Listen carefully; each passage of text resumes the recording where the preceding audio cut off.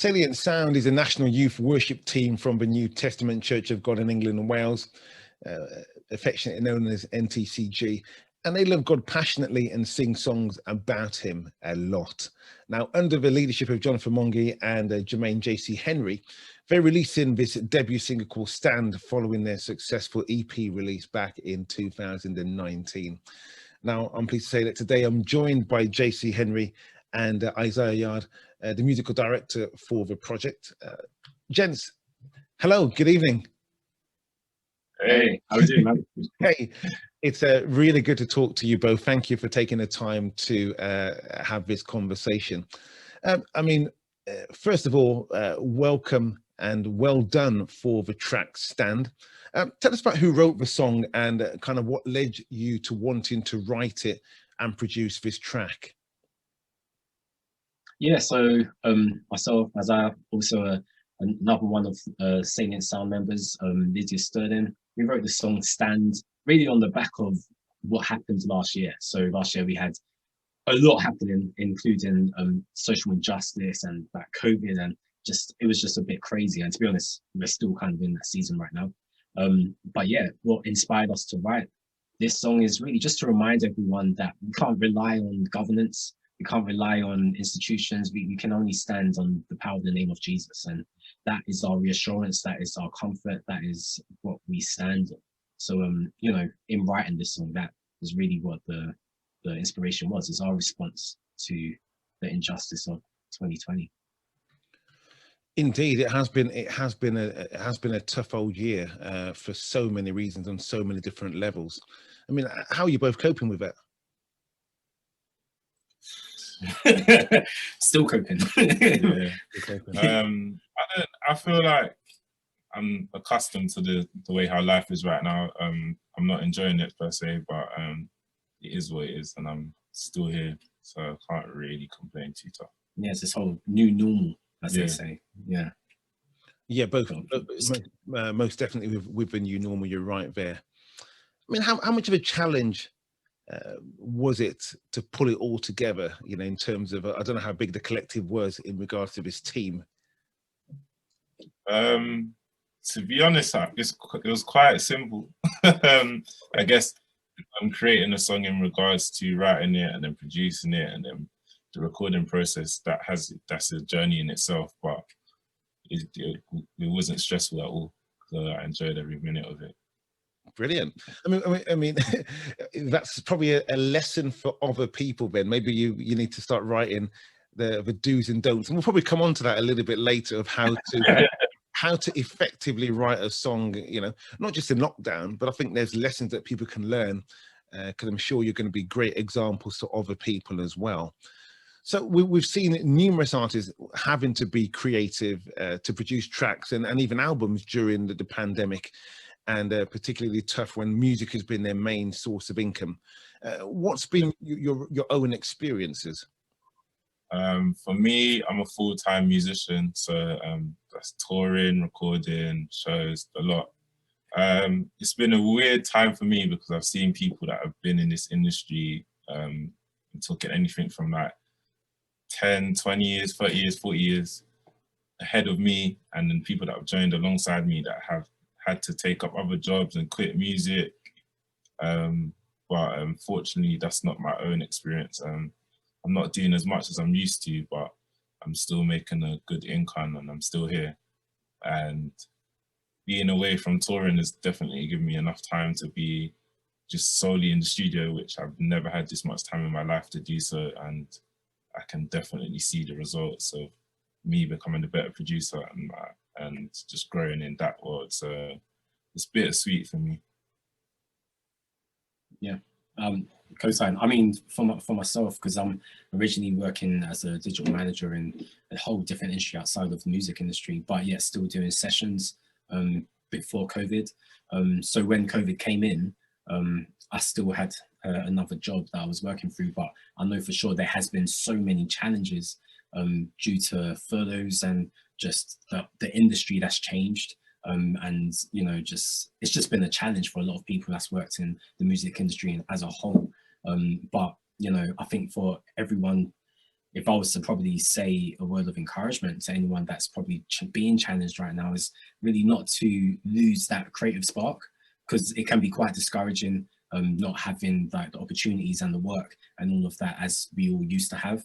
But just keep writing, keep creating, don't give up on your craft. You know, that's what I would say. Yeah, that is some great advice, some great advice. And Iziah, or Izzy as you're known, you're a keyboardist. I was looking at your website. Actually, you're a keyboardist, you're a programmer, and a musical director. How did you get involved in the project? In regards to this project, so NTCG, every year they have like a national youth convention, and if you're a young person, you would have grown up attending it annually, and there's always been a band, MD, and I guess that role found its way towards me. So in regards to Salient Sound and kind of branching out beyond the four walls of the church, it just felt, I guess it was only right that I produced the project, and I kind of wouldn't really have it any other way. I wouldn't like for another producer to come into the project, and because there's a sound that we've built, and this being built with all the members, the singers and all the different band members, like everyone brings something to the table. So it just felt right to work with what was already here, and I feel like that's a great formula for me. Brilliant, yeah. And I mean, who is it that you've worked with musically, and how has that experience really helped you on the project? I work with a lot of pop acts. Off the top of my head, currently I work with Ellie Goulding, Stormzy, Gabrielle, and this artist called Griff. It's different. What that being my job is different in the sense of that's pop music, which is we're talking about gospel music. However, working in that field and being in that environment, I've heard like new sounds that I wouldn't necessarily have heard in church or in gospel, and then I've been able to create a fusion and bring that in where possible. And it's also shown me a level of excellence which could sometimes be described as missing in UK gospel. So I've kind of tried to keep that as my bar and meet that standard.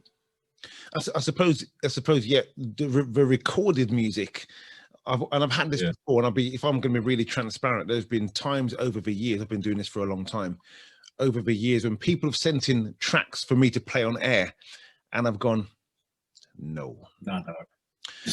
Well, the reason why I say that, I sometimes say, if only they had somebody who had the ear to say, we need to go and do that again in the studio, an extra hour in the studio for a finished product, and that you want people to play for the next few years. And because you didn't take the time, sometimes in my view, you know, with other people, of course, not you, the quality hasn't quite been there, and it's let them down. But yet, when you want people to go and buy it, and they say, well, it's for the Lord, actually, it is, but people still want quality, don't they? Yeah, 100%. Yeah, and excellence. I think nowadays there isn't any room for mediocrity. I think we've got the talent, we've got the ability, we've got the potential, we've got the equipment, we've got the necessary means and the resources. So why not give our best? And I think that's so important. Yeah, we both agree. We both agree on that point. And just to jump on that, we don't believe that excellence is relative.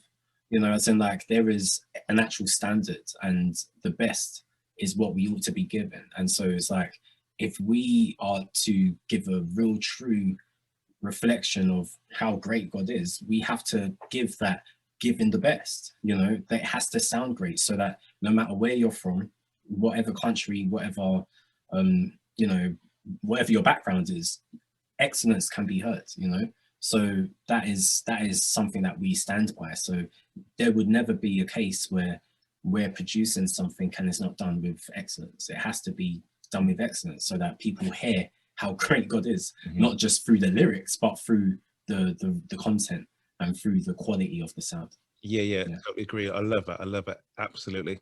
So how's the track been received so far? What's the feedback been? It's been great. It's been brilliant. I think, I mean, I can't remember all the countries from the top of my head, but it's literally gone around the world, like from Indonesia, Australia, South Africa, various countries in Africa, America, Brazil, Canada, you know, like, as in, like, in terms of the reach of the song, it is gone places we've never been yet. So, you know, it's a fantastic tool of to spread the gospel, you know. And in terms of how it's been received internally, you know, so many people have just been encouraging us just to keep going. Literally every day, there's another message that comes in where it's like, this has blessed us like crazy, you know what I mean? And it's not even just Christians I'm talking about, as in these are friends, these are people that are not saved, like they do not go church, but they've heard the song and they're like, yo, this is actually a dope song.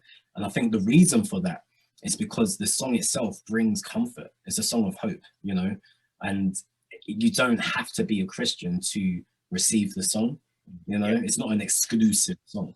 So yeah, I really and on behalf of the whole team, we've kind of been shocked a little bit of how broadly it's been received, like, and the way it's just spread so quickly. I think we've hit at least 8,000 plays already, like, and it hasn't even been a month yet. So yeah, God's doing stuff, man. It's great. That is awesome. And who do you think it will appeal to? I mean, you know, or who would you like it to appeal to? Everyone. I mean, as I was saying, it's a thing of it's reaching people where they're at, you know. So the gospel being the truth, you know, sometimes we assume gospel music is only going to reach Christians, but this song has really proved that it's not an exclusive sound. It's not exclusive just to us.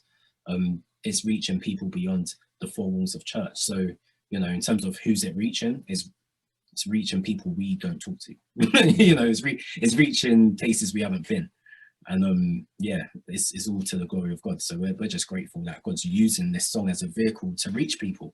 You know, it's not exclusive to one demographic, one age group, you know, like it's not just a youthful sound, it goes beyond. And so, like, for example, you've got the radio version that doesn't have the prayer on it.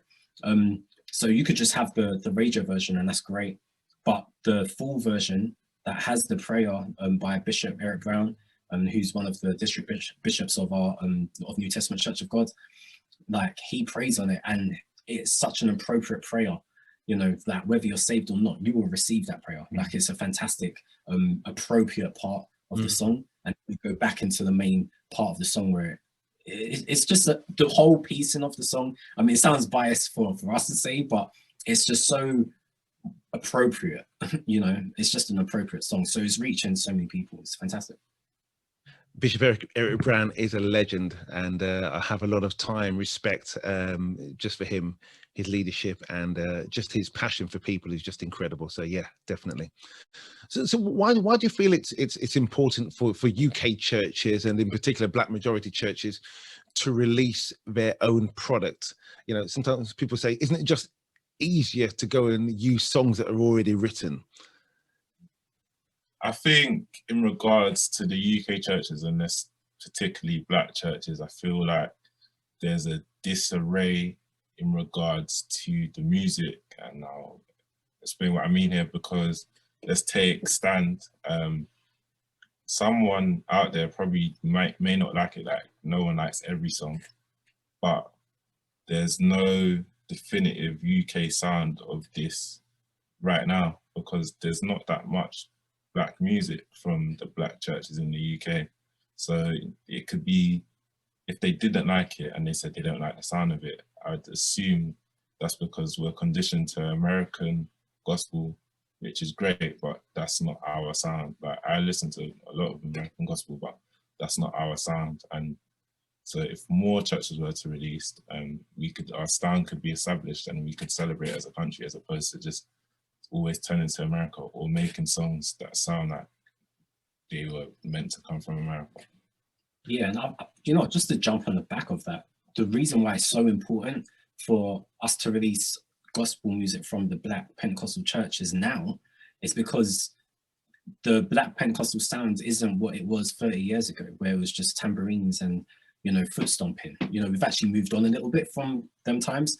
And I think how the format of having worship teams across all of the Pentecostal churches to release music, I think that is a reference of what the sound was at that time. So it's like, right now, we can say New Testament Church of God praise and worship sounds like X, and they can go to Salient Sound on their music platforms and listen to, like, we had an EP that came out not too long ago. We've got our first single. Like, as in, our sound is more eclectic, you know, so it has the roots of where we're coming from, but it also has the influences of what we listen to. I mean, it's not just strictly down one narrow path, you know. So it's like, we can reference this point of what music sounded like to us, so that 20 years from now, when our kids or whomever that's in Black Pentecostal churches can actually go back and reflect on, yeah, that's what church used to sound like then, rather than there not being a reference at all. Like, we're good at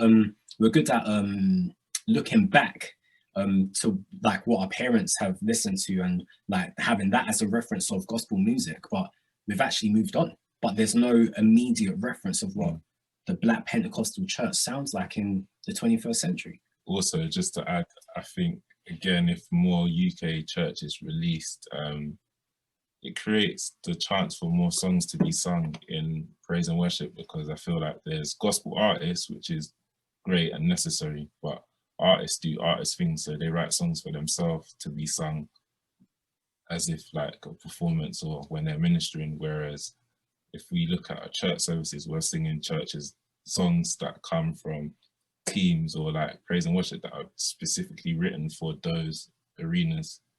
Yeah, and like last line on this whole thing, because like we can talk about this all day, but it's like, you know, if you think about typical songs that you probably hear in a Black Pentecostal church, like I don't know if like even like How Great Is Our God, you know, like that song's a UK song that has now been spread across all Black Pentecostal churches, but isn't written by anyone from a Black Pentecostal church.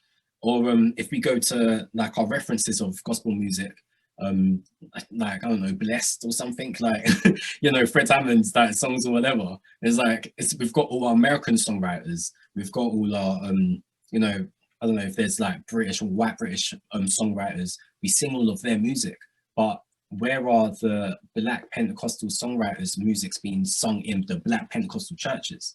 That's the real question, because we've got Noel Robinson, we've got Mark Beswick, you know, how many of our churches are singing their songs now?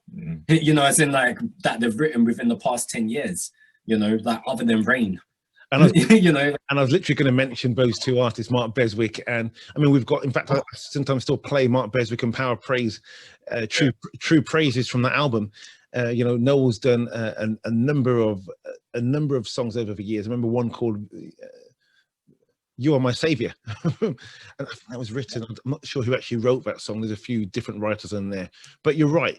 Putting a line in the sand, making reference to what we've done and what we can do, and actually collaborating together. I think in order to build, we have to plant the seed, allow the Lord, you know, we water it and allow the Lord to make it grow.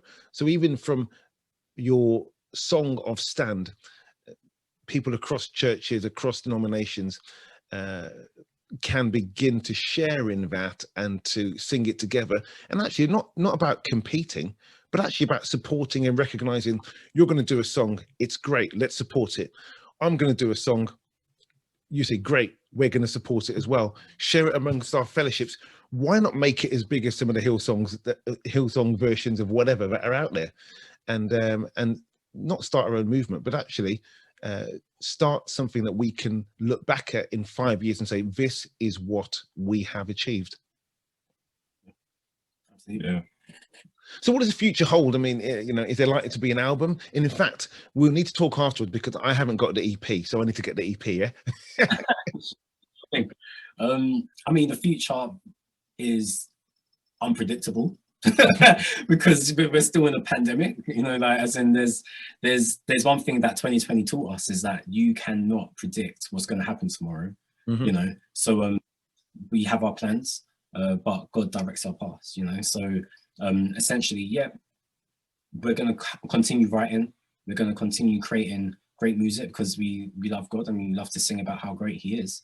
and we won't let any global pandemic stop us from doing that. So we've got intentions to write for live album recording and all of those things. You know, we just want to keep releasing music that is going to make God great, you know, in everyone's headphones. That's it. That is a great point, and a great focal point that you can look at and say, yes, who knows what the future holds. You can make our plans, but God, what are you going to allow us to do in this season? Sometimes doors open where you didn't think doors would open, and doors close where you're thinking, really? But in everything. Well, I mean, we're having this interview on the back of Stand, but Stand would never have been written if we had our plans. As in, like, we planned to have done our live album recording last year. We couldn't do that. The National Youth Convention got cancelled. And yeah, we were like, well, what are we going to do? You know, and then George Floyd and everything that happened last year. And on the back of that, we wrote Stand, and here we are. So, you know, it's really just whatever God, as you say, whatever God allows, that's what we're going to do. Excellent. So, two things. I mean, you can tell us in closing in a moment, you know, how people can follow you on social media. But before that, and we probably alluded to this at the very start, what top tips would you know, or have you learned along the journey? And, you know, Iziah, with some of your experience, but JC also with your experience over the years, that you would encourage other artists, other churches, other groups, you know, and maybe for those starting out, what top tips would you leave with them? Yeah, like we briefly touched on earlier in the interview, I think it's quite a delicate one when you're working with gospel music, because there's a religious connotation and special message being Christ that needs to be conveyed in your music. But I think, like I said, the quality still has to be upheld. So for me, I'm very objective with kind of everything I do. So before anyone else hears something, I can tell myself if something's bad. So when you're working on music, try and adopt that and don't get attached. Like, really remove yourself and think, is this really good, or am I just caught up because it's mine? A way to do that is have like a trusted source. It is away from you, away from your group, just one person or two people that will be brutally honest with you and be like, how do you think this sounds? Yeah, I agree. Objectivity is really key. You know, just having someone that you can just throw this song to, and that person shouldn't necessarily be in church if the song's meant to reach the world. You know what I mean? So it's really knowing who is this targeting, who is this for. You know, you it's like before you make something, you have to know what the purpose of that thing is. You know, so whoever that, say it's a product has an audience, a product has users. Does this serve the purpose of what the users need to use it for? You know, so if this song is saying the right things but isn't going to be delivered in the best way, then you've got to change the way it's being delivered. Quality control, you know, and that's one thing that we spoke on and you mentioned before. It's like, just because the songs mention Jesus and says how great Jesus is, doesn't mean you're going to play it on your radio show. You know, like, there's standards here. You know, like, because something that doesn't sound great is going to be a reflection of you. You know, so really, there's levels to this. You know, there's levels to this, and I really believe that having people that are of levels to quality control your content is going to be able to not only reflect well on you, but serve the purpose of what you're doing it for, which is to make God great. That's all. Amen. Amen. So how can my listeners follow you on social media? And I'm going to say get hold of a track. And there was something recently in the press in regards to, and these are mainstream major artists, about streaming. And I'm going to encourage people not to stream it. I'm going to encourage them to download it, because you know, we want to support what you're doing, so that actually that will support you to do more and to build a strong foundation. So tell us about social media, how they can connect with you and also get hold of a track. Yeah, we are on Facebook and Instagram. So go and just type in Salient Sound. Up on that, you'll find us. I believe it's at Salient Sound _ on Insta. YouTube, just type in Salient Sound. That's you'll find us on there. What's it? youtube.com/C /Salient Sound. You know, you'll find our channel there. But in terms of yeah, 100% buy our music. Like we just need as much support as possible so we can continue doing this. It's so important. We're trying to release as much music as possible. So in terms of music that we do have, yeah, we've got Stand. We've also got an EP that was released at the very end of 2019, which was like a recording from our National Youth Convention. We've just got a couple of original songs and a little remake of a cover. It will bless you. It's only 3 tracks, but the whole EP is worth like 20 minutes long. And it could have been longer, I promise you. So, you know what I mean? Like, we were doing church. So, you know, we doing Pentecostal churches. We be singing. You're getting happy, man. You're getting happy. Absolutely. That's great. That's great. Well, listen, guys, it's been an absolute pleasure talking to you both. Thank you for being so candid. Thank you for being so honest and sharing your heart with us today. And we really wish you the very best, that Salient Sound will build. You know, I pray that it will be just the start of, I want to see the start of a movement, a start of a snowballing of great music. We, you know, the likes of, you know, Mark Beswick and Noel Robinson and other artists that, you know, that exist mainly within the, well, black artists. You know, this is a kingdom thing, but I'm saying it's great that we want to see more of people who look like me and you doing more of what you're doing. So on behalf of everyone here, we thank you, and we say a big God bless you both. Thank you, man. Thank you.